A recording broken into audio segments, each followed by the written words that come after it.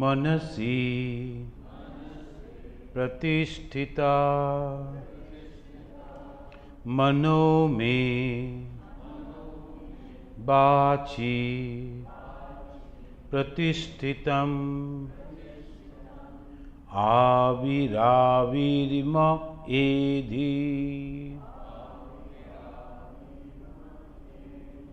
वेदस्य मा आनिस्थः ऋतं वदिष्यामि सत्यं वदिष्यामि तन्माम् अवतु तद्भक्तारमवतु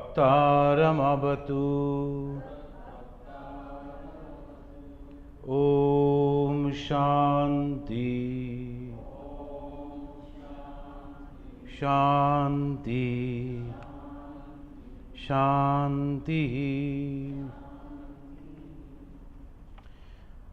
In the course of the saga of the soul, so we were discussing the Upanishads, and when we discussed the first Upanishad, Isha Upanishad, we found the first word Isha, then Bhasyam Idam Sarvam. Who is this Isha? Who can cover the whole universe? Everything that a human being can conceive, who is this? Then we came to know from the Kena Upanishad, that also we have studied, that it is Brahman, and that Brahman is the force of everything that is working. We are thinking, we are seeing, we are hearing, we are talking, we are feeling, everything of our being, something is there inside. With that power only we can do, and that is called Brahman. And that is also all-pervading consciousness. Then he thought, why not discuss about the Brahman? What is this Brahman? And when we came to that part, we found that before us, somebody else is asking this question to a teacher long back. Upanishadam bho bruhi.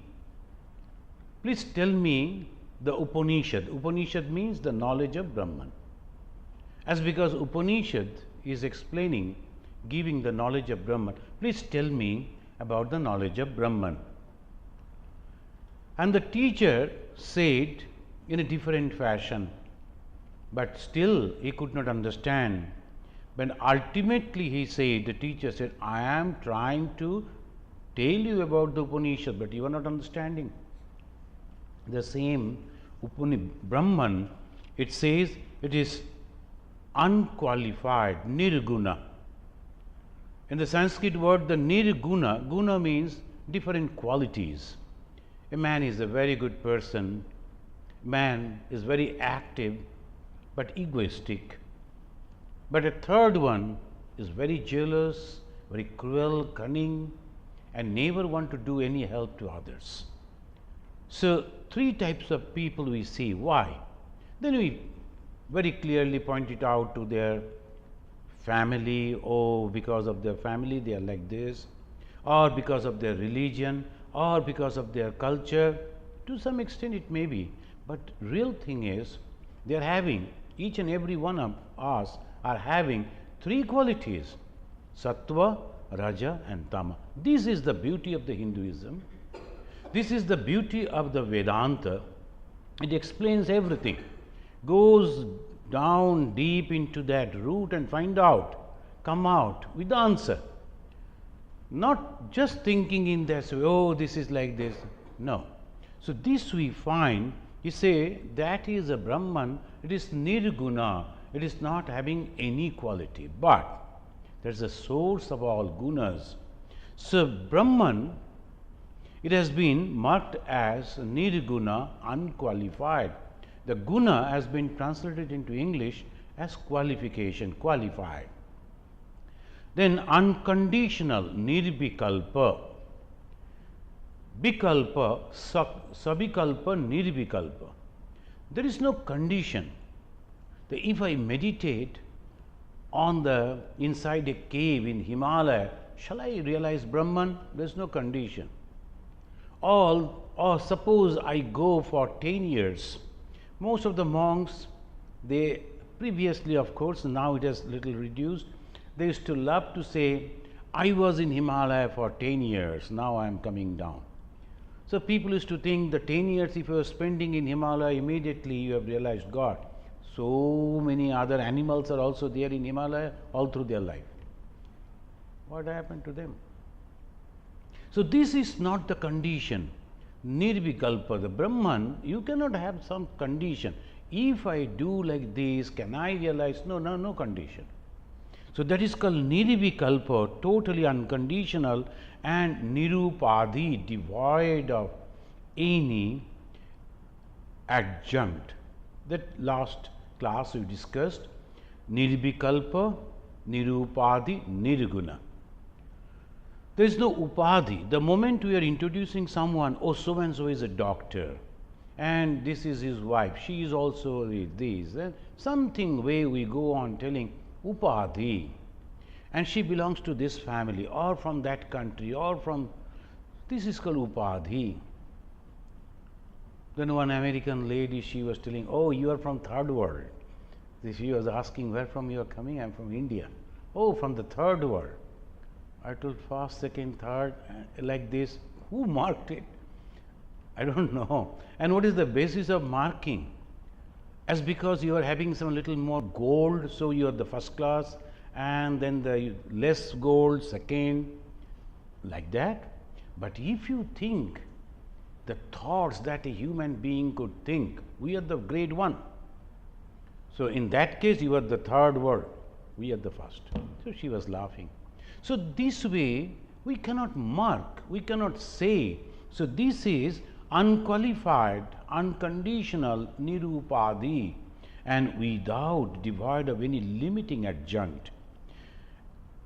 And this Brahman, again, there's a story it goes, and we'll come to this. In our, this Brahman that we were discussing, in the Brihadaranyaka Upanishad we find the great Rishi Yajnavalkya, he is telling, Yatra tasya sarvam atmaiva abhut. And this, when all has become the very self of the knower of Brahman, then what should one see, and through what? Now everything, this is a very, very subtle type of understanding. When everything has become within you, then what you are seeing, how you are seeing, it is not possible. So that he said, again in the Brihadaranyaka Upanishad they said, Vijñātānam are kena bijaniyāt. The one who, through what should one know the knower? How can I know the knower? So I was giving the example of the computer. It is so intelligent, it can understand everything. But if you ask the computer, who has made you? And if that is not there, information, the computer will blink.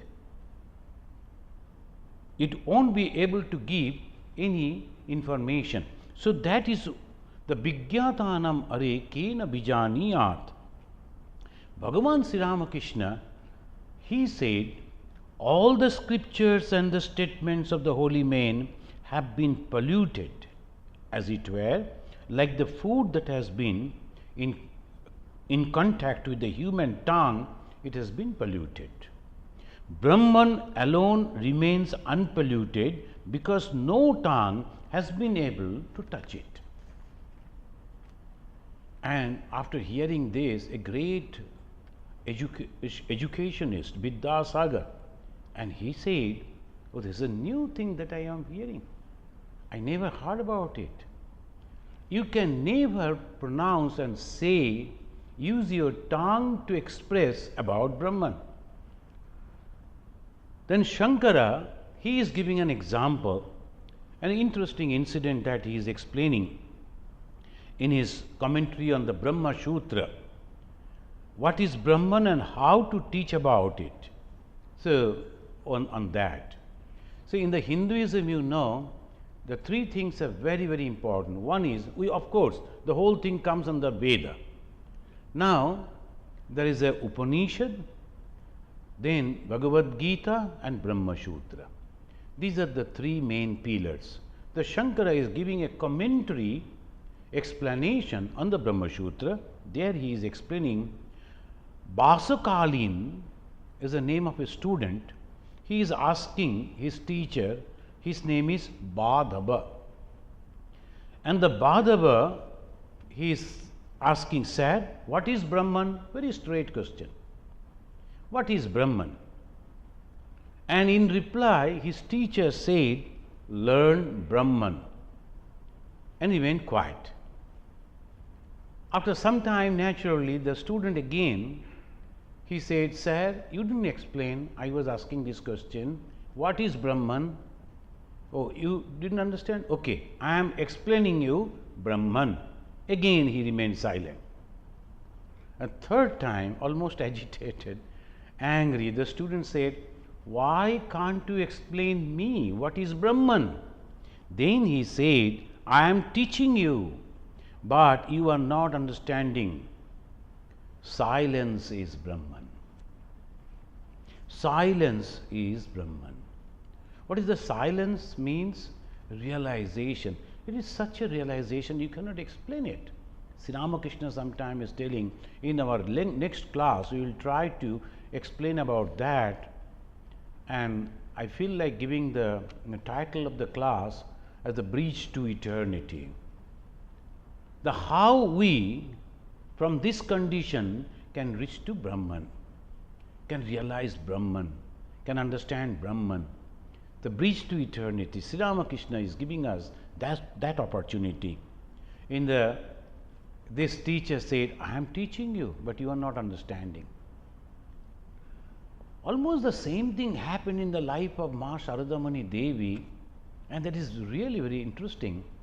She went to Bangalore and she was given the room adjacent to the temple, the shrine. She used to come out and sit in the shrine hall, still it is there, and all people used to come. Mother never could speak anything else than the Bengali, and that too the village Bengali. And it's so difficult even for us, those who are from Bengal, to understand the pronunciation of the villagers, the way they say, and sometimes the terminology they use are different. The mother was quietly sitting, and all those people, they were also sitting over there in the Bangalore. And then the Swami, who was in charge, he thought, I have to do something because so many people are sitting, they want to hear from Mother, but Mother can't say anything. So he sent a messenger, Mother, you please say something in Bengali, we will translate it into English, they will understand. Mother didn't reply. But those people, those who were sitting over there, in that silence, quietly, they were also sitting quietly, just looking at the Mother. They told, but we are listening to Mother, we are hearing. In between, why you are coming? This is not necessary. That is the example, living example.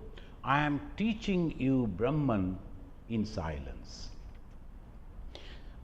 Taittiriya Upanishad said about the Brahman, yato bacha nivartante aprapya manasasaha.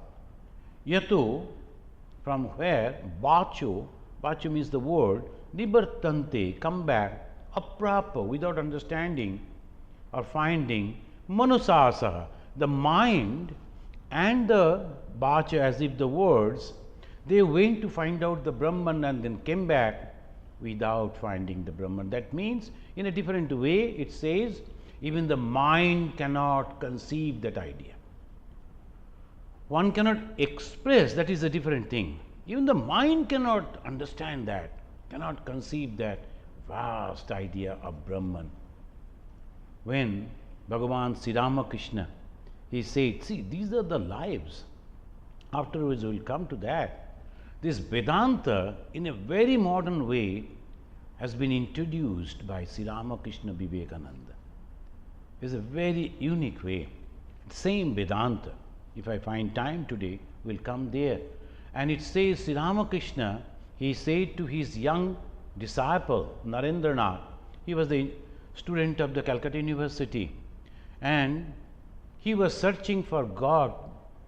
So he came to Sri Ramakrishna and slowly he was being introduced, etc.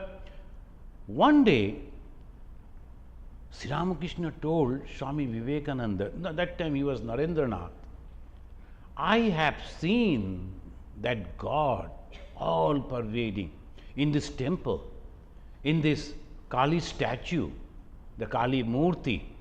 And in that cat over there, it is also the same thing. And also the other things. The Narendranath had respect for that Sri Ramakrishna, but he thought it is too much. The same Kali and the cat and the bad lady, bad character, that lady, everything is nothing but the same God, same consciousness. So he came and he had a friend, he used to say Ferendo. Narendranath had that habit of always making some fun in the words. And the friend, so Ferendo, though he was a very elderly person, so he came and sat with him and they were having a good chat. You know, that man, Sri Ramakrishna, he was telling everything is Brahman. Even all these utensils, they are also Brahman. And they were having the fun, they were laughing. Sri Ramakrishna came, and why you are laughing? What happened? And then he touched Narendra. He didn't touch the other person, he touched Narendra. Because he was ready. Only he was misunderstanding. Immediately, just by the touch, that great knowledge dawned in him. And for 3 days and 3 nights, he saw everything is nothing but the consciousness. So that proves that Brahman is there. Only thing, we have to understand it properly. It is consciousness that functions through the senses and hence cannot be known by them. Brihadaranyaka Upanishad said, Vijñātānam are kena vijaniyat. Because all our sense, how we know? We know through only 5 senses. All the knowledge that is coming only through 5 senses. They say religion is a faith, is a belief, it is not a science. Who said it? If this is not science, then what is science? See, they have reduced to this, and they are mentioning only through 5 senses you can understand a thing. Go beyond it, try to know it. Through eyes, through smell, through taste, through touch, and through the words. These are the only 5 senses utilizing which we are understanding. And when we are dead, all the 5 organs are there. Why can't we see? Why can't we hear? Why can't we touch? Something is lost. What is that? Prana, the life. What is that prana again?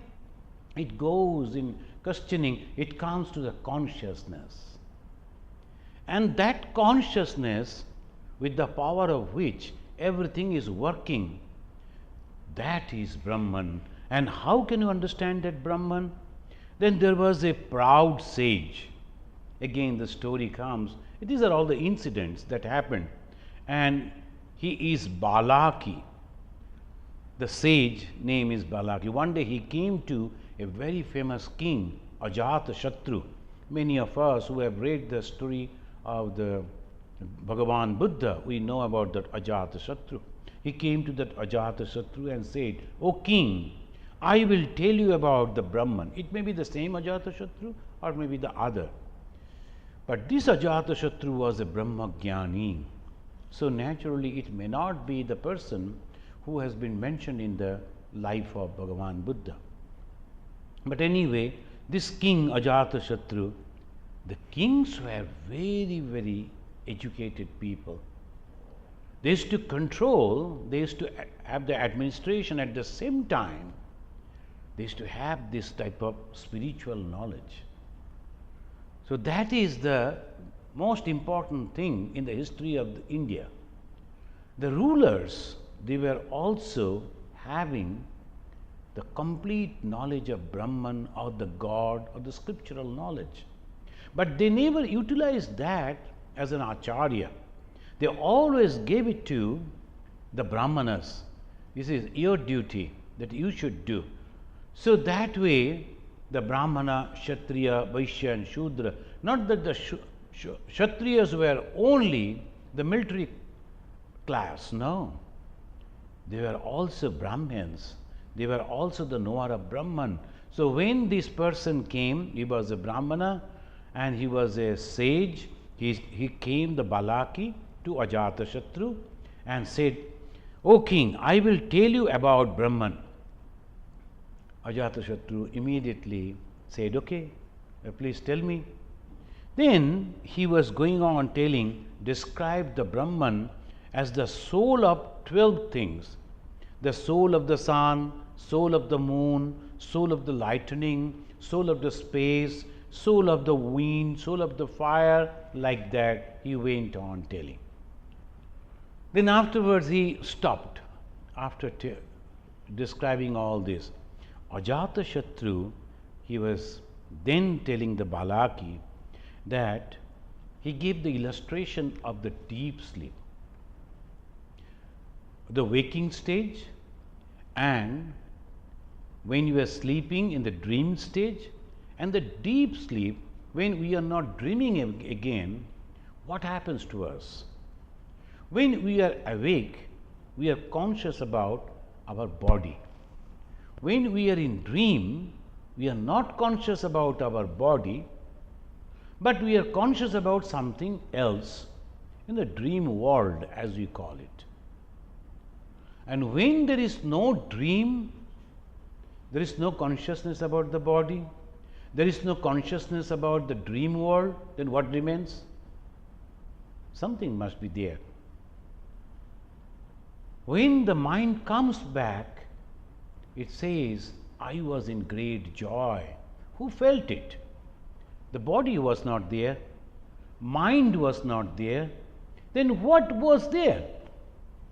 This is the question of the Vedantins to the modern science. Can you explain in the deep sleep what happens? And who comes back with the experience of the deep sleep? Mostly after the deep sleep, we always say, "We had a nice sleep and I am fresh." So with the dream, nowadays there is a machine, they will show you, even if you are lying down for 8 hours, when you get up and ask how long I slept, they will say only 5 hours. But you were there on the bed for 8 hours. What happened to the 3 hours? You were in dream, you were in awake, half awaking, all these things. So machine is counting and telling, no, only 5 hours you could sleep, and that too is not a deep sleep. I don't know whether machine will be able to trace out, maybe afterwards someday, in this many minutes. So deep sleep, when we go, the Ajatashatru told, when you feel the joy, the peace, the happiness in deep sleep, that is Brahman. And can you explain that? No. Even in the deep sleep, my mind is absent. So I cannot explain that which is not destroyed when the upadhis, the attributes of time, space and causation are destroyed, is Brahman.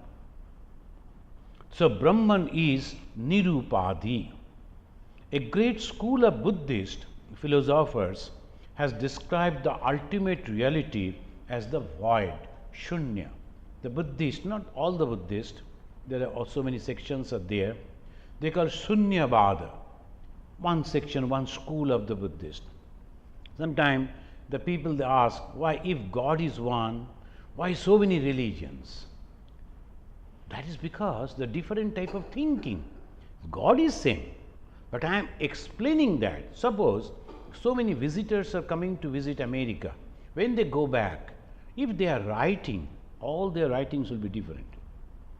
Some people, they see this thing in a different way, some expressions is always different. In the same place, same thing, it will always be different.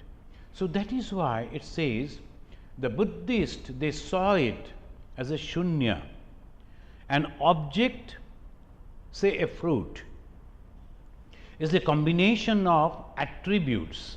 What is that? Color, then smell, then the touch and all that. So when we explain a fruit, how we are explaining is a very good apple. How you explain? We have a conception of apple, so naturally this is a red color or green color or these are some color. Then we feel the touch, maybe a little soft or very hard, and also the smell, it differs from other fruits. So this way we can identify an apple, a fruit. And suppose you take out the color, then the touch, and then the smell. Now you describe the apple? How can you? Can anyone describe that apple? Then you have to draw a picture like a baby, like a child, something, and then you run to a senior person, say, I have drawn it. Oh, is it, sweetie? What is it? This is an apple. Don't you understand? Oh, I couldn't. Anyway, so this is an apple. Like that only it will be. So you won't be able to express. You just think. If you are taking out the attributes, upadhi, upadhi is a Sanskrit word, attributes, if you take out slowly, can you explain what is that? How you will explain that? When there is no color, when there is no touch, and when there is no smell, how you are going to explain it?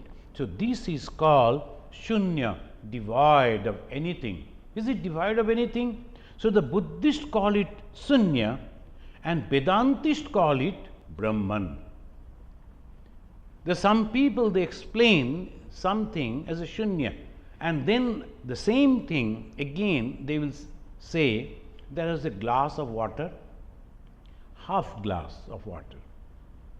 One person will come and say, oh, half is full. And another will come and say, half is empty. Both are right. Half is empty, half is full, both are right. So Buddhists, they say empty, shunya. Vedantis, the same thing they say, Brahman. So these are the difference between the Buddhist and the Vedantis, the way of explanation, the way of expression. When the Narendranath came and told to Swami Sri Ramakrishna, and Narendranath used to read so many books, naturally he used to feel proud of that. He was a young man. He came to Sri Ramakrishna and said, the Buddhists never believed in God. The Buddha, Lord Buddha, never believed in God. Immediately Sri Ramakrishna said, who said? He didn't express it. Immediately he said, he didn't express it. Yesterday I went to Fort Wayne in Indiana. 2 Buddhist monks were there. I was talking to them afterwards, and then I was telling, do you feel yourself that you are different? In what way? So I am a Vedantist, I am a Hindu. But if you go just 4 miles that side, they are also Hindu, full of rituals. The Hindu temple, the Lemont and other temples also, full of rituals. All the ladies are constantly coming and doing the flowers and all. They are so happy that we are making the garland for the God. And every day they are making the garland for the God. And if you go and tell mother, you are making the garland for God, God is all pervading. How can you put the garland on the God? That will be a huge, huge, huge, unthinkable huge garland. Can you prepare that?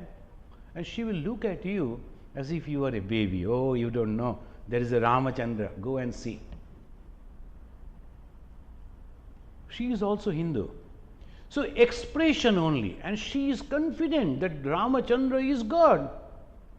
And I can prepare food for Ramachandra. I can prepare the garland for Ramachandra. I can give so many things for Ramachandra. That is also the faith, the belief.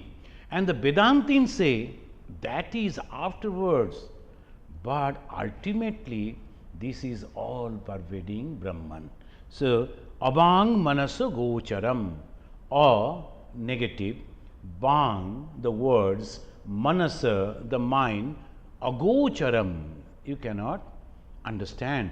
Abang manasa gocharam, indescribable in words and unknowable to the mind, is called the Brahman. And Brahman is one without a second. Now, we are trying to understand the Brahman. What is Brahman? All pervading. At the same time, Brahman is the source of all our energy. This is one. Second, Brahman cannot be expressed by words, abang, manaso, and we cannot understand Brahman through the mind also. Mind can understand so many things. Can you imagine the mind of the people who are discovering so many things? In my pocket I am having an iPhone. I don't know who discovered it. The excellent, the small phone is having everything. And previously we used to have the phone, and there is no dialing system. Used to go on doing like this. Somebody will pick up the phone. There's a lady, and she told, what happened? I like to get this number.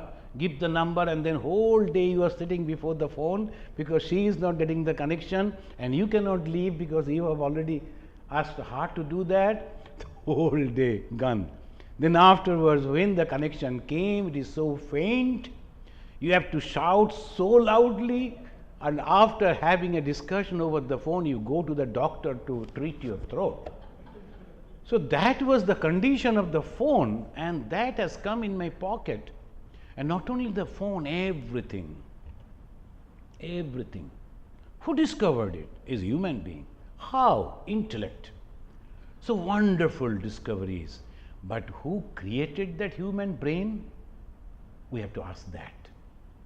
Then the Vedantis say, Brahman, that same energy, that all pervading consciousness, giving you the consciousness, you may call it as God. And if you don't believe, even then, you just ask yourself, who gave that intellect to you? There are so many others are there who is not getting that intellect. Why? Accident. There's sometimes some people, they come and it is so sad to see the children. They can't think, they can't move, and why that happened? Some explanations the medical science can give, but at the same time, why that particular person? Ask that.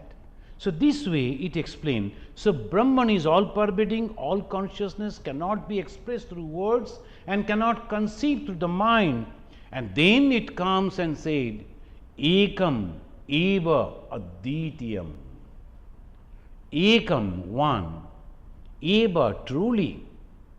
Aditiyam, without second. Truly. There is no two, only one. That is Hinduism.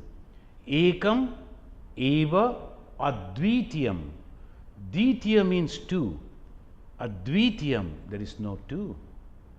Only one.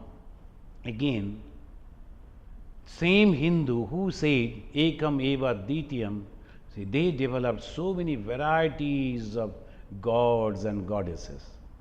I have a very good relation with the Hindu temple of Lemont. I always go there. I feel very happy after visiting that. But if you go, and jokingly I say, the Hindus always can have the joke with the gods also.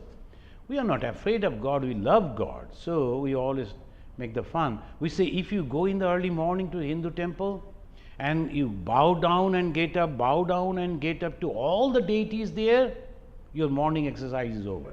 You need not to do anything extra. And you are doing the exercise, and also at the same time you are having some religious activity, both are together you can do. So like this, same Hindu having thousands and thousands of gods and goddesses, and at the same time it says ekam eva advitiyam. How? It is one. We will come to that.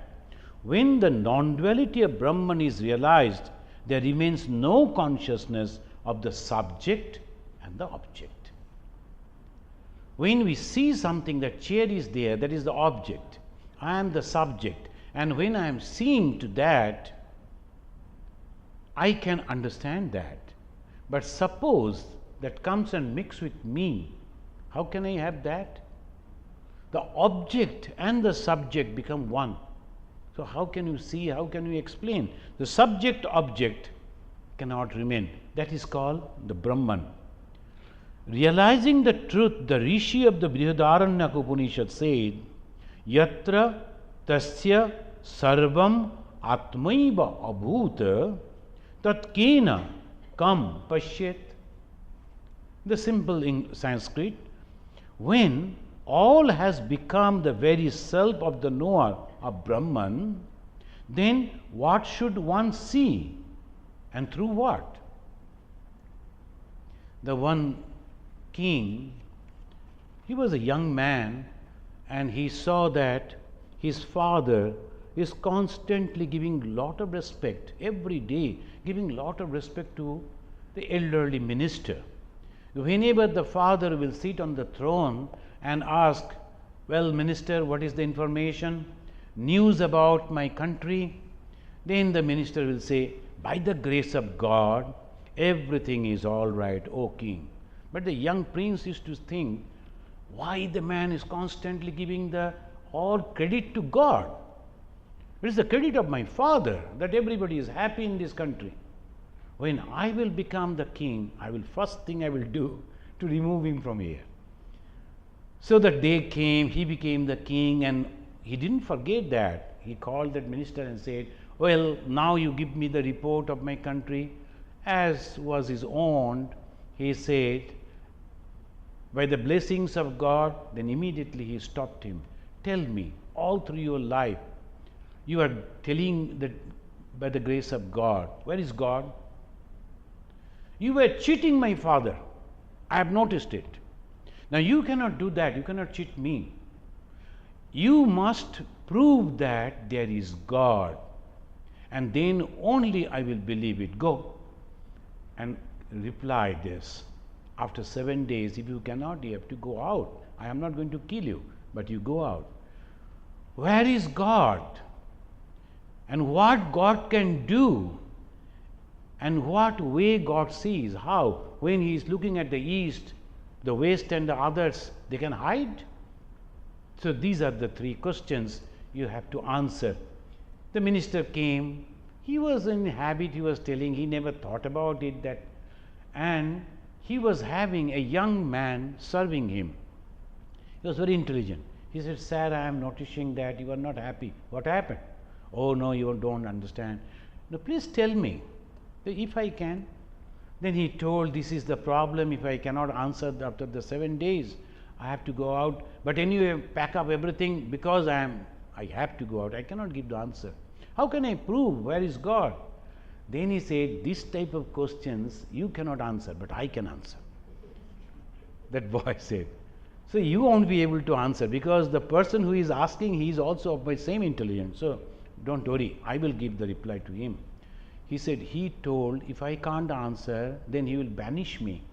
But if you go to answer, if you fail to do that, he will kill you. Or you won't be able to. So don't, please allow me. He went to the king and told, minister told, this is very simple thing to tell. So he has asked me to reply to you. Naturally, you can feel the king became so angry. Is it? The minister has sent you, the servant, to reply to my question? Then he said, I am going to kill you if you fail to reply. He said, okay, I will. But the thing is, you are asking a spiritual question. So naturally, there is a system. When the spiritual question you are asking, you are a shishya, you are a student. So you have to come down and bow before me with folded hands and with great respect you have to ask. And I am going to give you the answer. So I am the Guru. The Guru should always sit on a high pedestal. So is there any high pedestal above the throne? Then the king said, no, you better come and sit on the throne. I am going to go down over there, and I am going to ask this question, because he was confident he won't be able to give the reply, and I am going to kill him. All in the court, they were agog. They were all seeing at him what is going to happen. Then this man went and sat over there, and you know the system. Most of the people, Indian people, always they will sit in the cross leg over the seat. Even I also do in the plane, and others they look at me. But that is I feel comfortable sitting on the cross legged over there on the seat. So he was also sitting like that on the throne of the king. And king was standing below, and he was asking this question. The moment he asked the question, he said, bring a bucket full of water and a packet of salt. That was brought. Mix that salt in the water. He mixed. Then he told the king, where is the salt? It is in the water. Well, show me. Can you show that salt in the water? The king said, it is impossible, because it has been mixed in the water. Where? On the top, on the below, the right or left, where it is? Then the king said, everywhere. How do you know? Test it. But that is the answer. God is everywhere. Only you have to realize, just because you cannot see, you should not say that there is no God. That is the proof that God is there, here, everywhere. Only if you can test, only if you can realize, you can understand. You cannot see it. The king understood that. Of course, the second two questions also he was asking. He told, what about the second one? Which side God is looking? He closed the door and said, now put up a lamp. The moment he did, everywhere the light is going. It is not that God is looking at this side or that side. Everywhere. He is all pervading. Sahasra Srisha. He is having the thousands of heads, thousands of eyes. Why they say like that? Because everywhere he can see at a time, all the time. And the third question when he asked, he said, what God can do? Then the servant replied, I am not going to reply to this. You better call that minister, let him give this last reply to you. The minister, when he was called, he thought, oh my God, everything that he went and he has made everything mess. I am going to be killed by the king.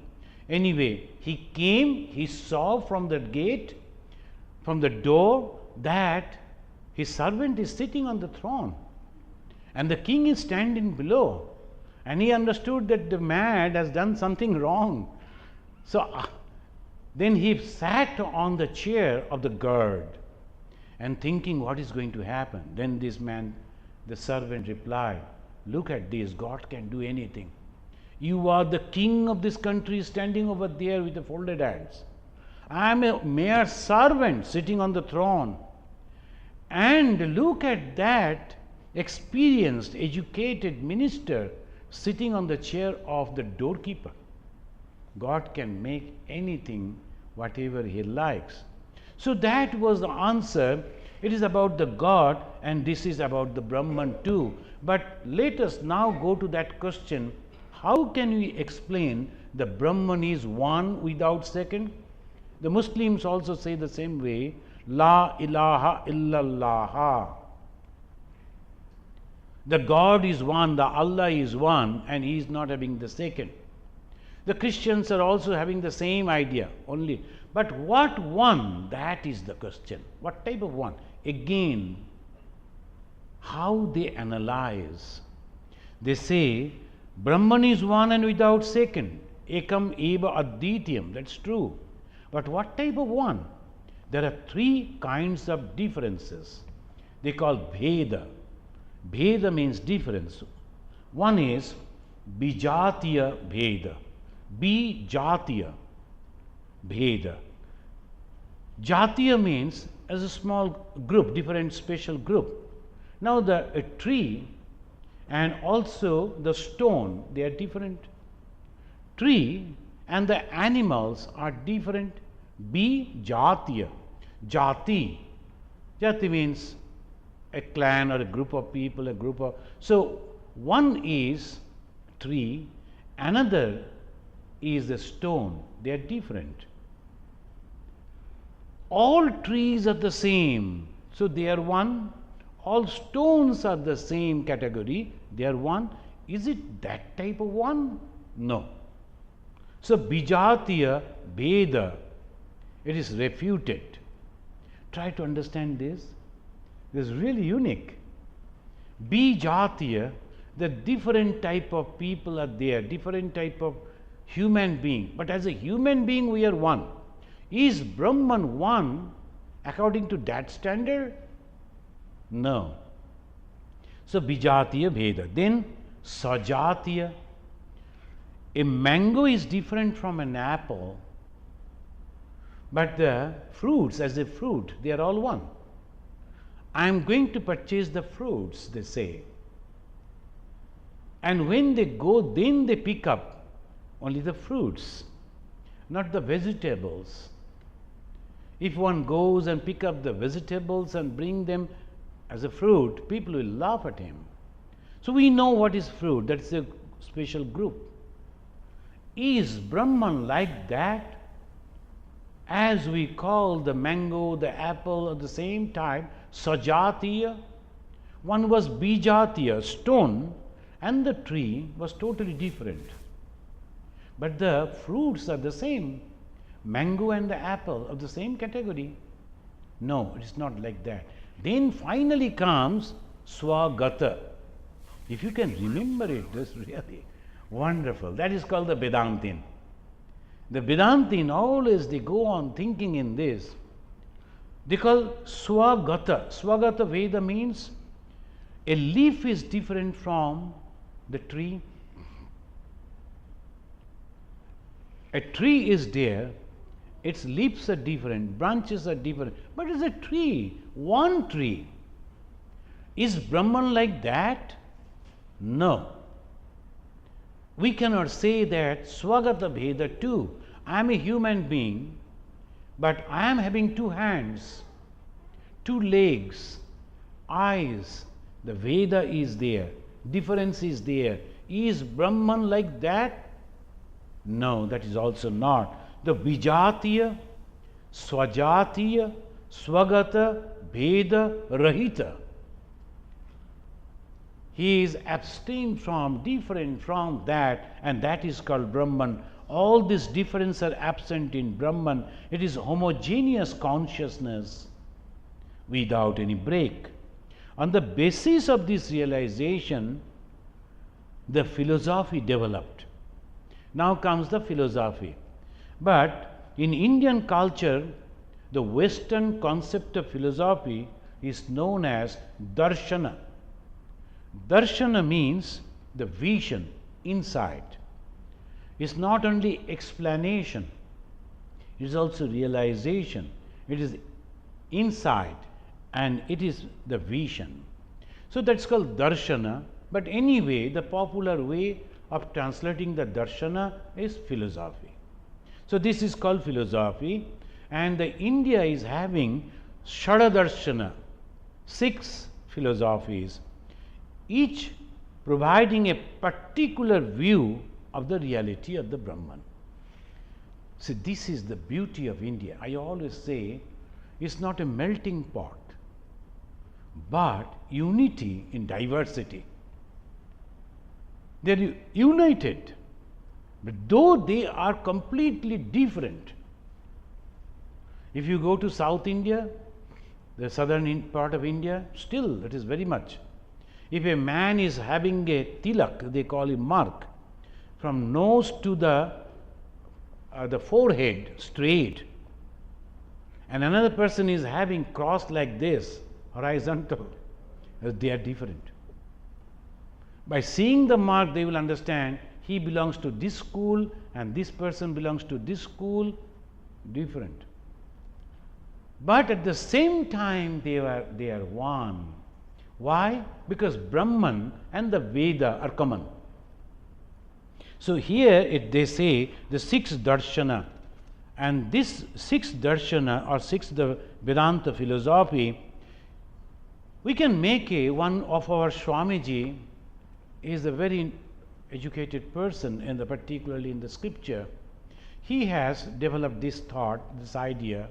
It's like a pyramid, and from below it goes and the top. The top is Advaita Vedanta, and the below is Vaishashika. Now, Advaita, Yoga, that means Vedanta, Yoga, Samkhya, Mimamsa, Nyaya, Vaishashika. These are the 6 systems of Indian philosophy. It's not Advaita, it is Vedanta.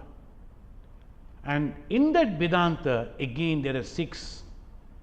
And they call it first Advaita, then Vishishta Advaita, then Shuddha Advaita, then Achinta Veda Vedavada, then only Veda Vedavada, and Dvaita, duality.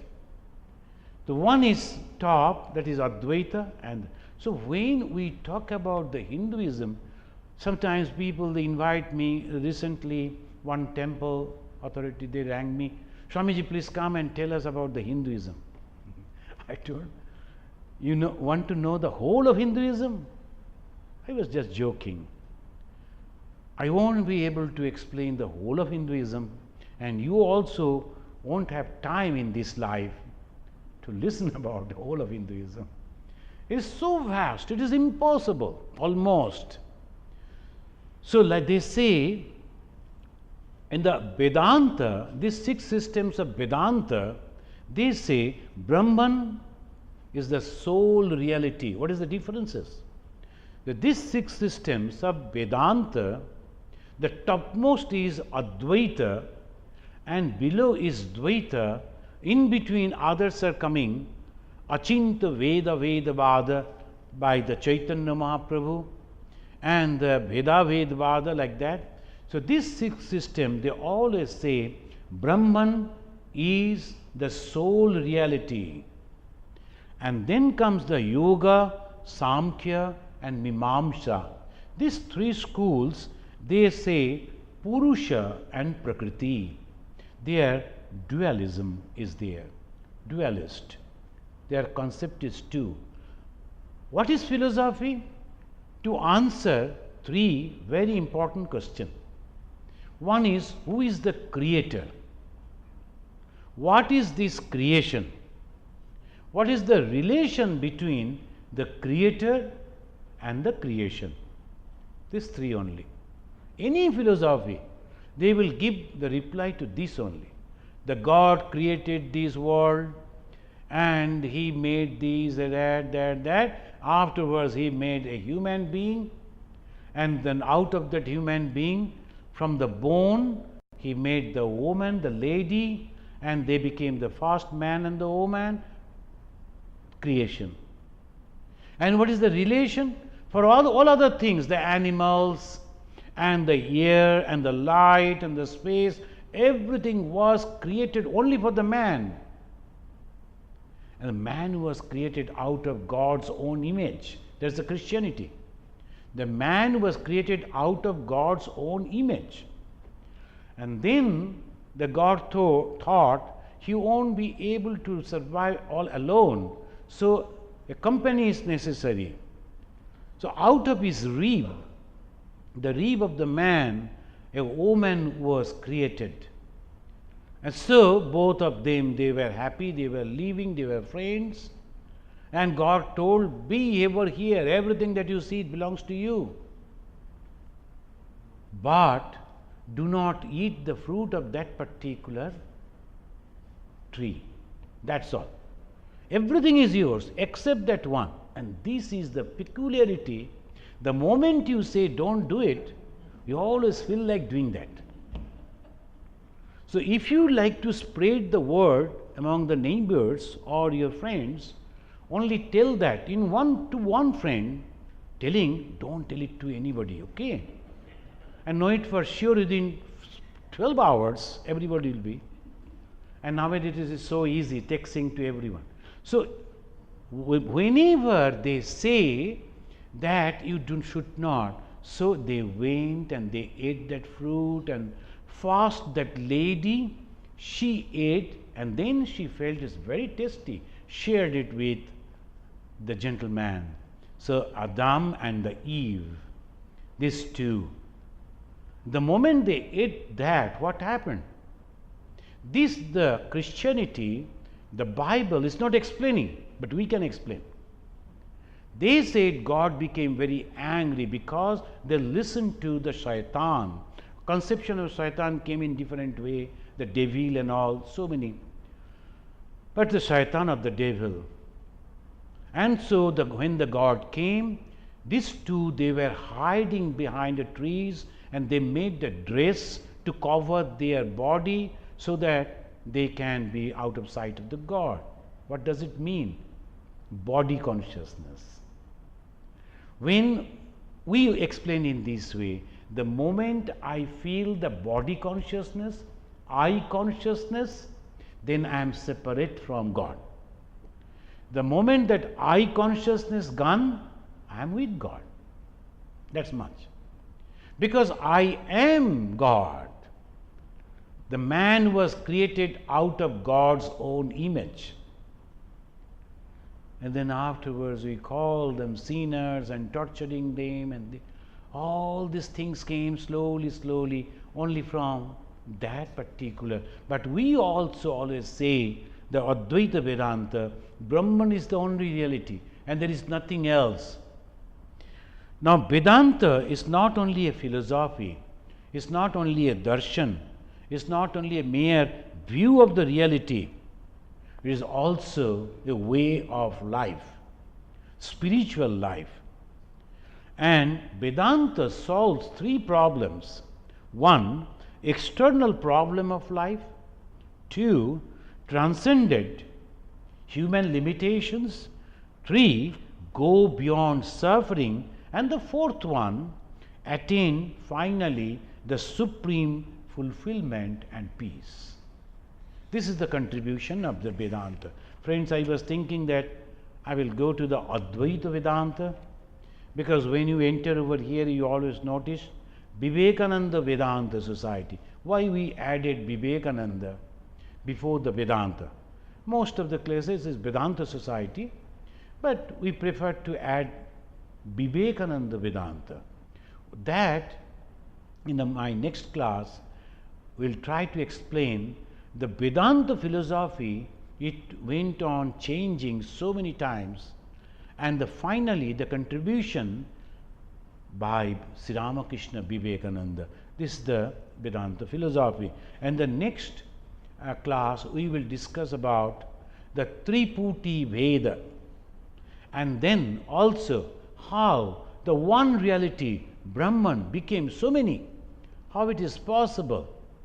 So all this from the next. But this pyramid, you remember how it goes. There are 6 systems of philosophy. One, they say Atman, and the 8 different dravyas, materials, that this is how it has come, the creation. Nyaya and Vaishashika. We won't discuss that in this class. Afterwards, maybe when we will take up the philosophy, we will go in details. Yoga, Shamka, Mimamsha, they say Purusha and Prakriti. The Purusha means consciousness, Prakriti means the power of the consciousness. And the Vedanta say nothing doing. It is only the same consciousness that is having this. So up to this today. Now if you have any question, you can please ask and I will try to answer. I don't know whether. Yeah. Brahma is actually blessed. We call it Sachidananda. Very, very nice question. Very good question. See, if you read the Upanishads, the major Upanishads, they never mentioned Brahman as Satchidananda. No one. It is Jnana Sarupa, Chaitanya Sarupa is the embodiment of knowledge, is the embodiment of consciousness, but never said it is Satchit Ananda Sarupa. No. Only afterwards, the minor Upanishads, and that was composed by some people who wanted to help us to understand Brahman, so they brought it down to Satchidananda Brahman, so that we can some consciousness, some idea may come.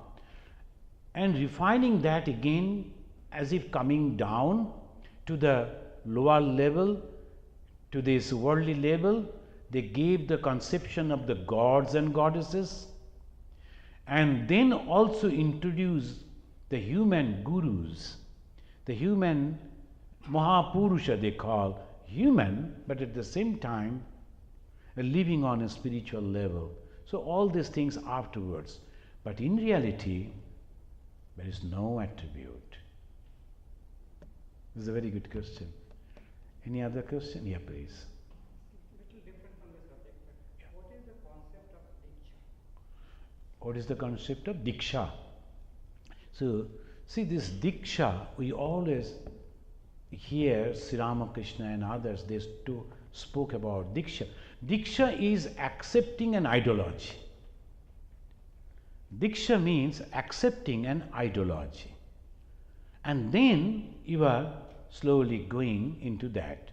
Suppose a young person, after high school graduation, he goes to or she goes to the medical study, getting initiated into that particular knowledge, branch of knowledge. They call it getting initiated into the particular branch of knowledge. That is, he is taking up the ideology of the medicinal subject. It's not only the knowledge, but also the concept, but also all the ethics. Then when he or she comes out as a doctor, medical practitioner, he is not only having the medical scientific knowledge, but also the ethics and everything about that. That is called ideology.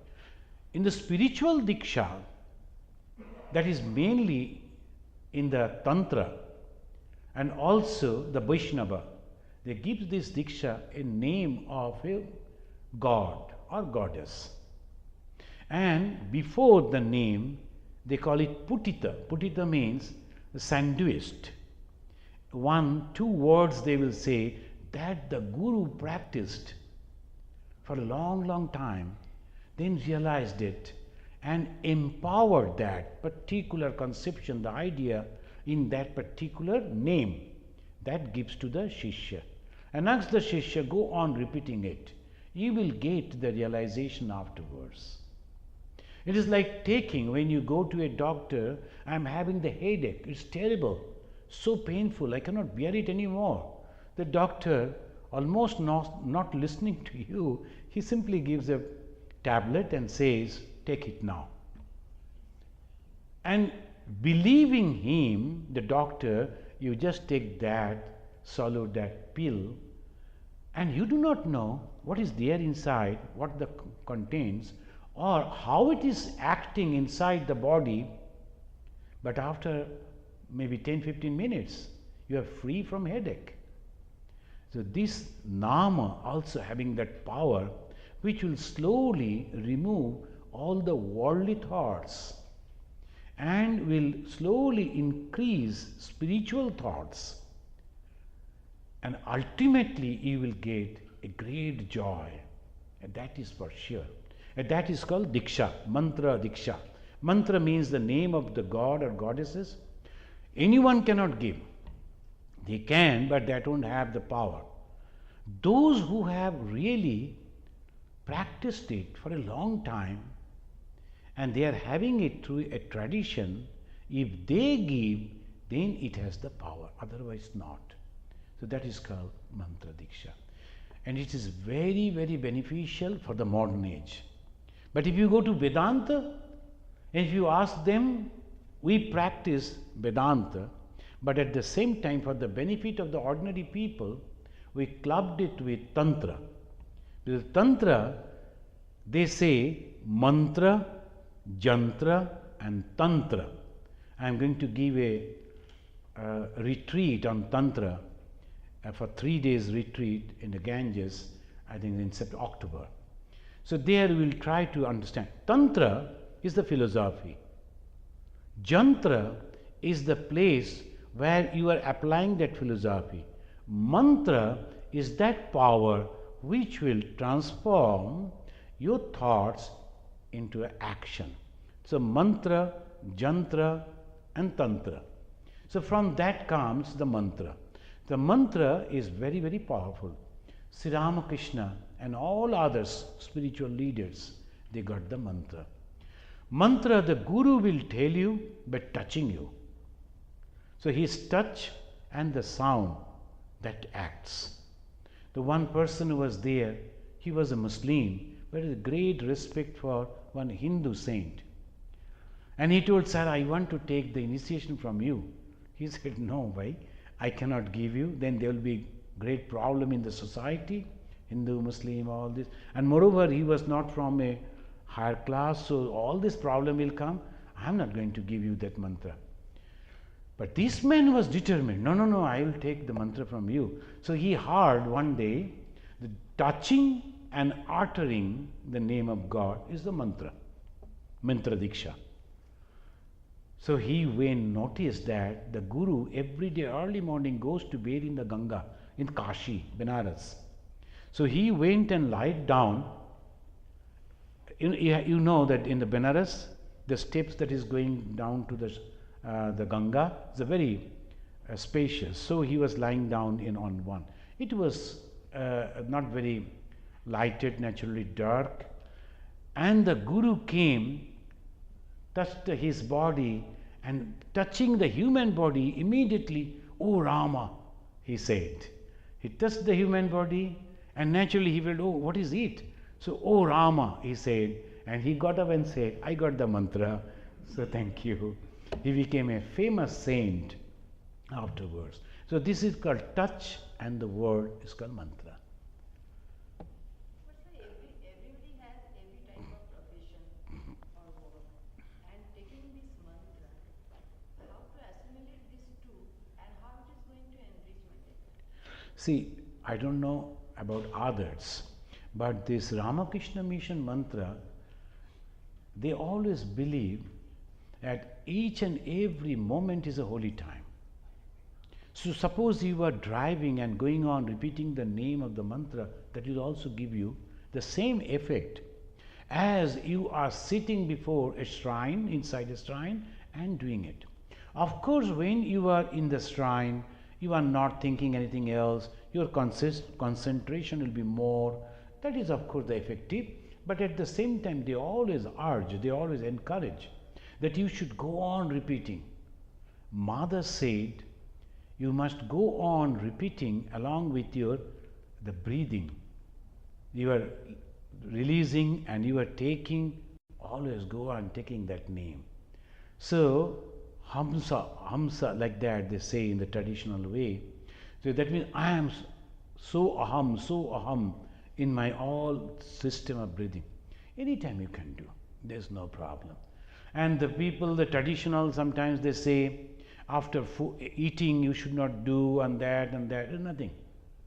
And sometimes the people, they say, suppose somebody has died in my family, so Hindus, they traditionally they think, oh, I cannot take the name of God, or I cannot offer puja to God. Very wrong. So sometimes people, I was in Assam, the people from East Bengal, they had that system, and they used to ask me, Swamiji, now 14-15 days I cannot offer food to my God inside that shrine, private shrine. So shall I give my Thakur to somebody else to feed him? Because 14 days Thakur won't get any food. I told, 14 days you people are not eating, all of you?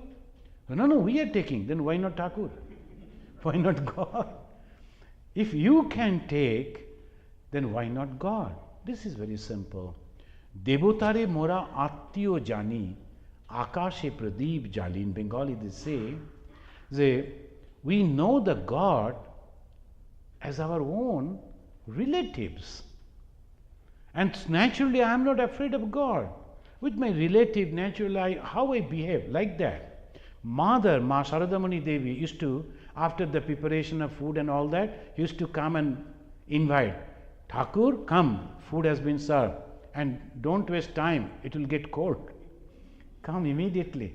And Ramchandra, come, come, come. Krishna, come. Like that. Can you imagine?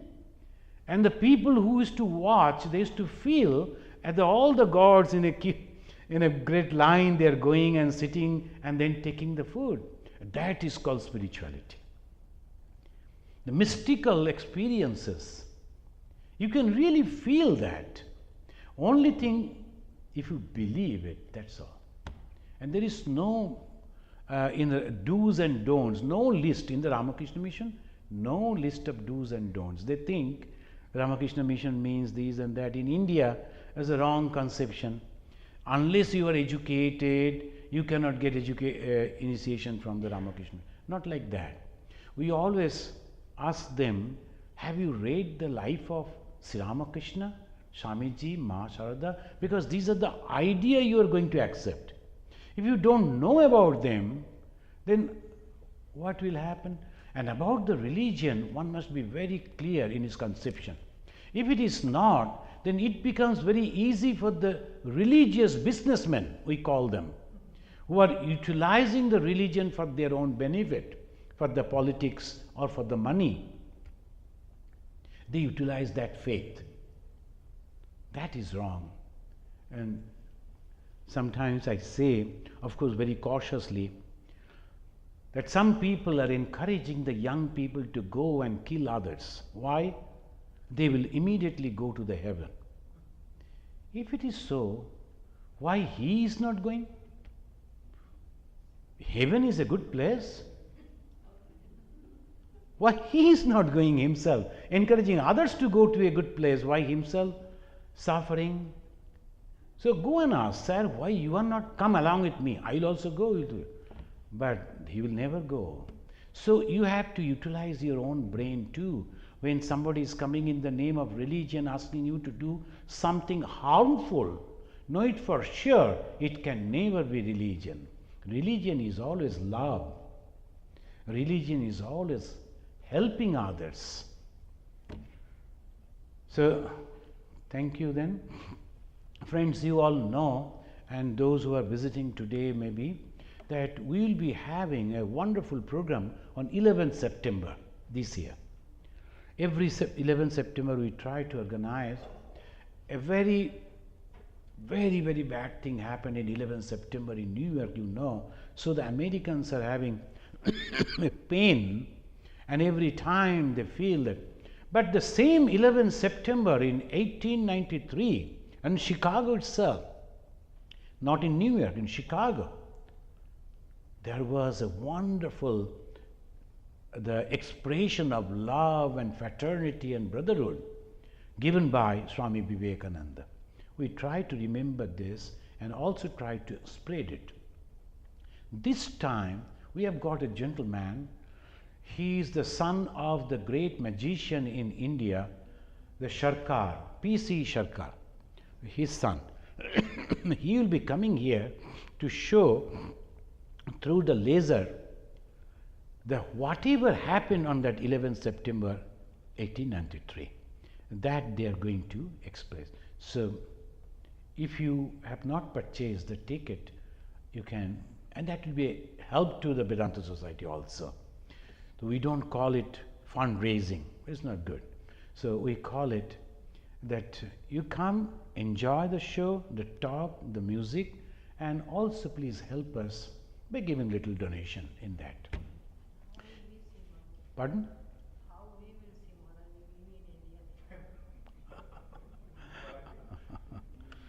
in India? So 11th September, and it is here, those who are here nearby, Meadows Club is a beautiful place, very big place, and of course there will be, as in a system of America, very good food and all that, everything will be there. So 11 September, please come. Our the volunteer in charge is here. You can, that is Raji we call, and you can contact her. Raji can give you. Om Shanti Shanti Shanti Hari Om